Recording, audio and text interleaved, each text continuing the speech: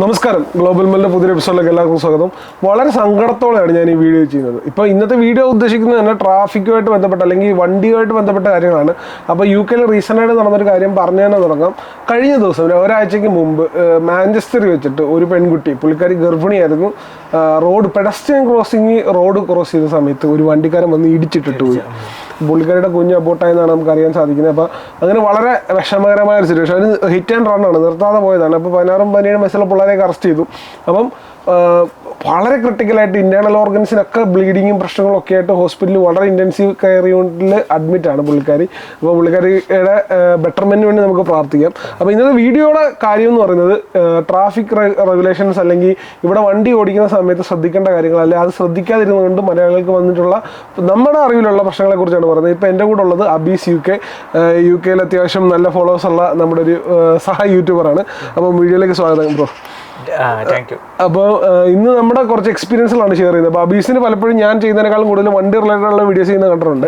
അപ്പോൾ അബീസിൻ്റെ എക്സ്പീരിയൻസുകളിൽ നിന്ന് തന്നെ തുടങ്ങാം. UK ട്രാഫിക് വയലേഷൻസിന് റിലേറ്റ് ചെയ്തിട്ടുള്ള കാര്യങ്ങൾ, ആളുകൾ ചെയ്തിട്ടുള്ളതും അവർക്ക് വന്നിട്ടുള്ള പ്രശ്നങ്ങളെക്കുറിച്ചും അറിയാവുന്ന 1-2 എക്സ്പീരിയൻസ് ഷെയർ ചെയ്യാം. ഇപ്പം ഞാൻ എൻ്റെ ചാനലായിട്ട് ഇരിക്കുമ്പോഴാണെങ്കിലും എനിക്ക് ഏറ്റവും കൂടുതൽ മെസ്സേജ് വന്നൊരു കാര്യം എന്താണെന്ന് വെച്ചാൽ, ബ്രോ ഞാൻ ലൈസൻസ് ഇല്ലാതെ വണ്ടി ഓടിച്ച് പിടിച്ചു എന്നുള്ളതാണ് കൂടുതൽ കാരണം. ഇതിൻ്റെ ഒരു മെയിൻ ഫാക്ടർ എന്താണെന്ന് വെച്ച് കഴിഞ്ഞാൽ, നമ്മുടെ ഫ്രണ്ട് സർക്കിളിൽ തന്നെ ഒരു സംഭവം പരക്കുണ്ട്. കാരണം എന്താണെന്ന് വെച്ച് കഴിഞ്ഞാൽ, ബ്രോ നമ്മൾ വണ്ടി ഓടിക്കണത് പെർഫെക്റ്റ് ആണെങ്കിൽ ഒരിക്കലും പോലീസ് കൈ കാണിക്കില്ല, നിർത്തത്തില്ല എന്നുള്ള ഓവർ കോൺഫിഡൻസ്. ഇപ്പം എന്നെ പിടിച്ചിട്ടില്ലെങ്കിൽ ഞാനത് ഭയങ്കര മൗത്ത് പബ്ലിസിറ്റി കൊടുക്കുകയാണ്. അതായത് തെറ്റായ ഒരു കാര്യത്തിനാണ് ഈ മൗത്ത് പബ്ലിസിറ്റി നമ്മൾ കൊടുക്കണേന്നുള്ളത് ചിന്തിക്കണം. അങ്ങനെ ഓടിച്ചിട്ടാണ് പലവർക്കും എന്നെ എപ്പോഴും പറയുകയാണെങ്കിൽ, സത്യം പറഞ്ഞാൽ ഞാൻ ഒരു വർഷം മുമ്പ് ഞാൻ താമസിച്ച എൻ്റെ ഫ്ലാറ്റിലുണ്ടായിരുന്ന എൻ്റെ ഫ്രണ്ടിനെ വരെ പിടിച്ചിട്ടുണ്ട്. കാര്യം ഞാനിവിടെ താഴെ എന്ത് സംഭവിച്ചേ, അതായത് പുള്ളിയുടെ ഇൻഷുറൻസ് തീർന്നു. പുള്ളി ഇൻഷുറൻസ് ഉണ്ടായിരുന്നു, ഡ്രൈവിംഗ് ലൈസൻസ് ഇല്ല, എടുത്തിട്ടില്ല, വന്നിട്ട് 1 വർഷം കഴിഞ്ഞായിരുന്നു. അപ്പം അവൻ ആദ്യത്തെ 1 വർഷത്തിൽ ഓടിച്ച എക്സ്പീരിയൻസ് വെച്ച് പുള്ളി അങ്ങ് ഓടിച്ചു. എന്നിട്ട് ഒരു ദിവസം പുറകിൽ വന്ന് പുള്ളി ഞാൻ പറഞ്ഞു. എന്നിട്ട് പുള്ളിയുടെ വണ്ടി എടുത്തുകൊണ്ട് പോയി കഴിഞ്ഞപ്പം എൻ്റെ അടുത്ത് പറഞ്ഞു. അപ്പം ഞാൻ അവനോട് പറഞ്ഞ, എടാ നിന്റെ റൂമിന്റെ താഴെ ഞാൻ ഇതിനെപ്പറ്റി വീഡിയോ ചെയ്യുമ്പോൾ നീ തന്നെ ഇത് ചെയ്യുക. എന്നിട്ട് ഫുൾ സെറ്റ് ചെയ്ത് കൊടുത്തു. നമുക്കിപ്പോൾ നമ്മുടെ ഫ്രണ്ട് ഒരു സ്ഥലത്ത് പെട്ടുപോയി കഴിഞ്ഞാൽ പിന്നെ അവനെ കുറ്റം പറഞ്ഞിട്ട് കാര്യമില്ലല്ലോ. എന്നിട്ട് ഞാനിവിടെ പല ഏജൻസീനെ വിളിച്ചു, അവരാരും ഹെൽപ്പ് ചെയ്യാൻ തയ്യാറല്ലായിരുന്നു. എന്നിട്ട് ഞാൻ അന്നേരം ഡ്രൈവിംഗ് ക്ലാസ്സിന് പോണ സമയമായിരുന്നു. അവിടുത്തെ ഒരു വൈറ്റിനോട് പറഞ്ഞിട്ട് പുള്ളിക്കൊരു 300 പൗണ്ട് കൊടുത്ത് ഞങ്ങൾ പുള്ളിനെ കൊണ്ട് സ്റ്റേഷനിലോട്ട് പോയി വണ്ടി ഇറക്കിപ്പിച്ചപ്പോഴും അതൊരു 4 ദിവസം അവിടെ കിടന്നപ്പം ഒരു ദിവസം 25 പൗണ്ട് വെച്ച് യാർഡിന് 4 ദിവസം 100 പൗണ്ട് കൊടുത്ത് ടോ ചെയ്തതിൻ്റെ ഏകദേശം 200 പൗണ്ടോളം കൊടുത്തു. അപ്പം 100, 200, 300, 600 പൗണ്ടും. ഒന്ന് ക്ലാരിഫൈ ചെയ്യാൻ വേണ്ടി പറയുവാണ്, ഇവിടെ വണ്ടി പോലീസ് പിടിക്കുകയാണെങ്കിൽ പോലീസുകാർ, നമ്മുടെ നാട്ടിലേക്ക് പോലീസുകാർ വണ്ടി എടുത്തുകൊണ്ട് പോകണം. ഇവിടെ അങ്ങനെയല്ല, പോലീസുകാർ ടോയിങ് വെഹിക്കിൾ വന്ന് പൊക്കിക്കൊണ്ട് പോയി യാർഡിൽ കൊണ്ടിടും. പോലീസ് യാർഡില്ല ഇപ്പോൾ. അപ്പോൾ പൊക്കിക്കൊണ്ട് പോകുന്ന ടോയിങ് വെഹിക്കിളിന് റെന്റ് ഉണ്ട്, അതുപോലെ തന്നെ യാർഡിൽ പെർ ഡേ. അപ്പോൾ ഓരോ ദിവസം കഴിയുന്നവരും 25 പൗണ്ട് വെച്ച് കൂടിക്കൊണ്ടിരിക്കുക. ഞാൻ എൻ്റെ ഒരു എക്സ്പീരിയൻസ് പറയുമ്പോൾ ഞാൻ പറയാം കേട്ടോ. ഇത് പറഞ്ഞു 600 പൗണ്ടോളം വന്നു. പിന്നെ അവൻ എന്ന് ലൈസൻസ് എടുക്കണോ അന്ന് അവനക്ക് 3 points ആഡ് ആവുമെന്നും പറഞ്ഞു. അതായത് എടുത്തിട്ടില്ലാത്ത ലൈസൻസില്, അതായത് കിട്ടാൻ പോകുന്നു ജനിക്കാണ്ടിരിക്കുന്ന കുഞ്ഞിന്റെ പ്രശ്നം പറയുന്ന തൊട്ട് തന്നെ വരാനിരിക്കുന്ന ലൈസൻസിന് 3 പോയിന്റ് ഓൾറെഡി കട്ടായി. ഭയങ്കര ഭീകരമായ ഒരു പ്രശ്നം തന്നെയാണ് ഇത്. പിന്നെ നമ്മുടെ മൊത്തത്തിലുള്ള കോൺഫിഡൻറ്റും നമ്മളെ DBSനെ എഫക്ട് ചെയ്യും. നാളെ നമ്മൾ NHS റിലേറ്റഡ് ആയിട്ട് എവിടെ ജോബ് പോകുമ്പോൾ നമ്മൾ DBS എടുക്കുമ്പോൾ DBSൽ ഒരു ക്രിമിനൽ കൺവെൻഷൻ പോലെ നോട്ടിലുണ്ടാവും. അല്ല, അത് മാത്രമല്ല, പല ആളുകളും ജോലിക്ക് എടുക്കുന്ന സമയത്ത് ലൈസൻസ് ഇമ്പോർട്ടൻ്റ് മാൻഡേറ്ററി ആണെന്ന് പറഞ്ഞ് ചോദിക്കുന്ന ജോലികൾക്കകത്ത് പലതും ചോദിക്കാറുണ്ട്. നിങ്ങൾക്ക് എത്ര പോയിന്റുകൾ നിങ്ങൾക്കുണ്ട്, അങ്ങനെയുള്ള കാര്യങ്ങൾ ചോദിക്കാറുണ്ട്. അപ്പോൾ പോയിന്റുകൾ ഒരുപാടുള്ള ലൈസൻസ് ഉള്ള ആളുകളാണെങ്കിൽ ജോലിക്ക് പോലും അത് കിട്ടാൻ ചാൻസ് ഇല്ലാത്തൊരു സാഹചര്യത്തിലേക്ക് വരാറുണ്ട്.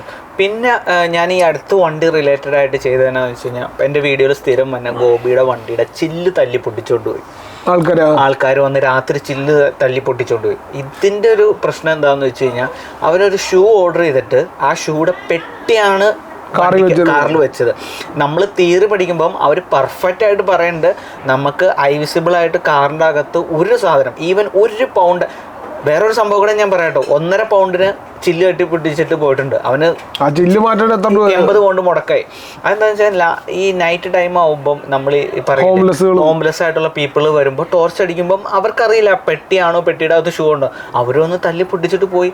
നമുക്ക് രാവിലത്തെ ഷിഫ്റ്റ് നഷ്ടം, നമുക്ക് പിന്നെ ഉണ്ടാവണം ബുദ്ധിമുട്ട്.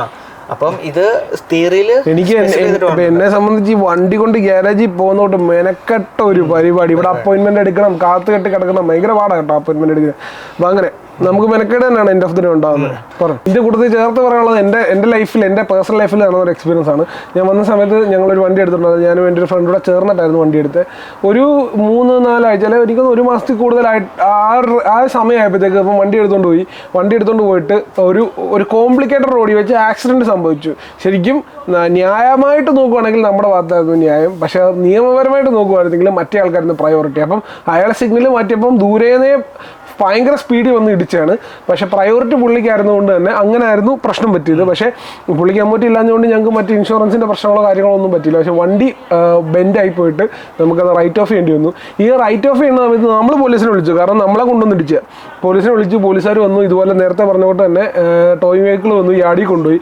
അവസാനം ഞങ്ങൾ 2000 പൗണ്ട് കൊടുത്ത് മേടിച്ച വണ്ടി അങ്ങോട്ട് 300 പൗണ്ട് കൊടുത്തിട്ടാണ് സ്ക്രാപ്പ് ചെയ്തത്. സാറിന് സ്ക്രാപ്പ് ചെയ്യുമ്പോൾ ഇങ്ങോട്ടാണ് കാശ് കിട്ടുന്നത്.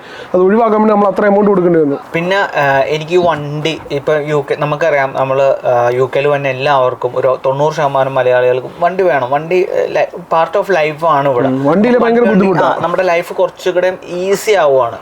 അപ്പം ഈ വണ്ടി ഉള്ളവരോട് ഞാൻ ഒരിക്കലും ഒരു ഇൻഷുറൻസ് ഏജൻസിയുടെ ആളോ ഒന്നുമല്ല. ഇവിടെ പല ടൈപ്പ് ഓഫ് ഇൻഷുറൻസ് ഏജൻസി ഉണ്ട്. ഇത് പറയാൻ കാരണം എന്താണെന്ന് വെച്ച് കഴിഞ്ഞാൽ, ഞാൻ എൻ്റെ ചാനലിൽ ഞാൻ പറഞ്ഞിട്ടുണ്ട്, ഓക്സ്ഫോർഡിൽ ഞങ്ങളൊരു ഇൻ്റർവ്യൂവിന് പോയ സമയത്ത് എൻ്റെ ഫ്രണ്ട് ഗോപിയുടെ വണ്ടി ബ്രേക്ക് ഡൗൺ ആയപ്പം ഞങ്ങൾക്ക് ഈ ഇൻഷുറൻസ് മാസം തന്നെ അടവെന്ന് പറയുന്നത് ജസ്റ്റ് 21 പൗണ്ട് ഉള്ളായിരുന്നു. പക്ഷെ ബ്രേക്ക് ഡൗൺ ആയപ്പം ഞങ്ങളുടെ വണ്ടി അന്ന് ശരിയാക്കാൻ പറ്റിയില്ല. അവർ ഞങ്ങൾക്ക് മാരിയോട്ടിൽ, അതായത് ഒരു ഡബിൾ റൂമിന് 280 പൗണ്ടുള്ള ഒരു റൂമിന് ഞങ്ങൾക്ക് അതുപോലത്തെ 2 റൂം അവരെടുത്ത് തന്നു. രാവിലത്തെ ബ്രേക്ക്ഫാസ്റ്റും എല്ലാം ഫ്രീ.